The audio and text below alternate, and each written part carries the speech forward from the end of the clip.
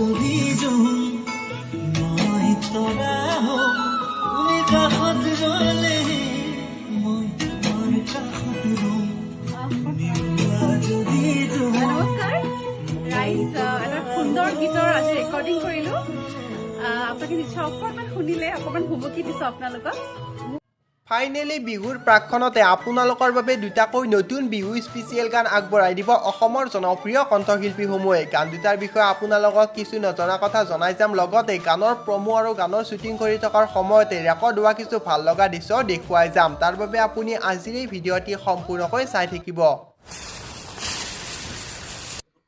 বন্ধুসকল, অসমৰ জনপ্ৰিয় কণ্ঠশিল্পী তথা হাৰ্ট অফ জুবিন গাৰ্গ আৰু জুবলী বৰুৱাই আপোনালোকৰ মাজলৈ এটা নতুন গান আগবঢ়াই দিছে। গানটোৰ নাম হৈছে খাপলাং খুপলাং। এই গানটো আপোনালোকে চাবলৈ পাব জুবলী বৰুৱাৰ ইউটিউব চেনেলৰ জৰিয়তে। গানটো শ্বুটিং কৰি থকাৰ সময়তে জনপ্ৰিয় কণ্ঠশিল্পী জুবিন গাৰ্গ আৰু জুবলী বৰুৱাৰ ৰেকৰ্ড হোৱা কিছু ভাল লগা দৃশ্য আপোনালোকক আমি দেখুৱাই দিছোঁ।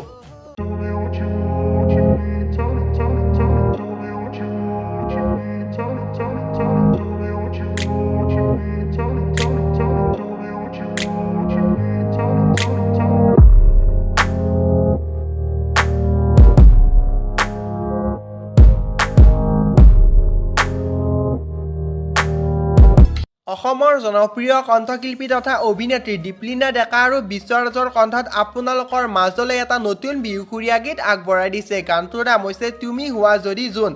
বন্ধুসকল, এই গানটোৰ বিষয়ে জনপ্ৰিয় কণ্ঠশিল্পী দীপলিনা ডেকা আৰু বিশ্বৰাজে ষ্টুডিঅ'ৰ পৰাই কি কৰে চাওঁ আহক।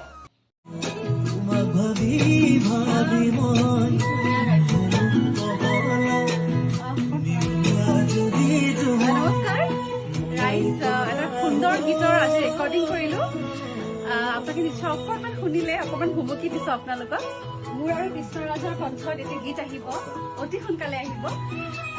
কৃষ্ণৰাজক মই বহুত আগৰে পৰা জানো। তেওঁ বৰ সুন্দৰ গায়, খুব সুন্দৰ ফিল, ইমান ধুনীয়া কম্পজিশ্যন। বাকী গীতটিৰ কথা আমাৰ কৃষ্ণৰাজে ক'ব। গীতটো প্ৰথমে সৃষ্টি কৰিছিল মোৰ খুব মৰমৰ এজন ভাইটি আছিল, গগনজুবৃত বুলি। ফাৰ্ষ্ট লাইনকেইটা তেওঁ দিছিল, বাকীখিনি মই নিজে সজাই পৰাই গানৰ আকাৰলৈ আনিলোঁ, সম্পূৰ্ণ কৰিলোঁ আৰু মিউজিক মই নিজে কৰিবলৈ চেষ্টা কৰিছোঁ। খুব কম দিনৰ ভিতৰত আহি আছে গীতটো, আপোনালোকে মৰম দিব বুলি আশা ৰাখিছোঁ। আমি দুয়ো গাইছোঁ আৰু বিশ্বাস কৰক বিৰাট ধুনীয়া গান। মই মানে একদম খুব সুন্দৰ লাগিলে আৰু গায়ো খুব ভাল লাগিছে। অতি সোনকালে আহি আছে। শীৰ্ষকটো কি হ'ব?